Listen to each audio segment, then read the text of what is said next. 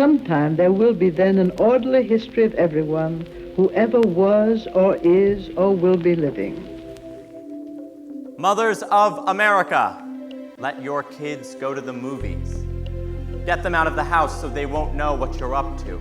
We have 300 years of the most amazing language in this medium that any place could lay claim to. Not that you can lay claim to poetry, but the poets did come through here, and the spirit of the place is in the poets, and the spirit of the poets is in the place. So I thought, let's make a spoken word poem out of the words of T.S. Eliot and Wallace Stevens and Frank O'Hara and Emerson and Longfellow. And in fact, what we have created is a poem which has a story, and a poem which has a story which has a lot to do with love.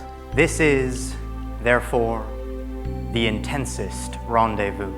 The sort of spine of the piece is T.S. Eliot's The Love Song of J. Alfred Prufrock, which he began as a graduate student here at Harvard living on Ash Street. Because we have an extraordinary collection of audio here, which in the Woodbury Poetry Room is being digitalized, and because we have an extraordinary resource in these young poets who have phenomenal memories and are deeply involved in incorporating the poetry of the past through their bodies into their practice as poets. We have a complicated relationship between the living and the dead. The dead will speak, the living will relay them in their own words. The point here being that nobody is dead. All of the people we are reciting are not actually living, but their voices are so alive that they are going to be the most living thing on the stage. Gliding trout stunned in a twinkling.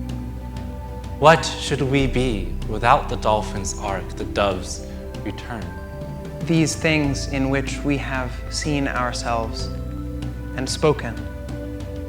Ask us, prophet, how we shall call our natures forth when that live tongue is all dispelled, that glass obscured or broken. These are voices over a 200-year gap, so that the fragments of poems written by people living in extraordinarily different circumstances came together to make sense to a group of young people living in 2012, such that they found their life represented by these prior voices, and they can speak to the audience about what it feels like to be alive today through the lines of Emerson or Longfellow or Frost or Stein or Wallace Stevens in the ways that they have culled them.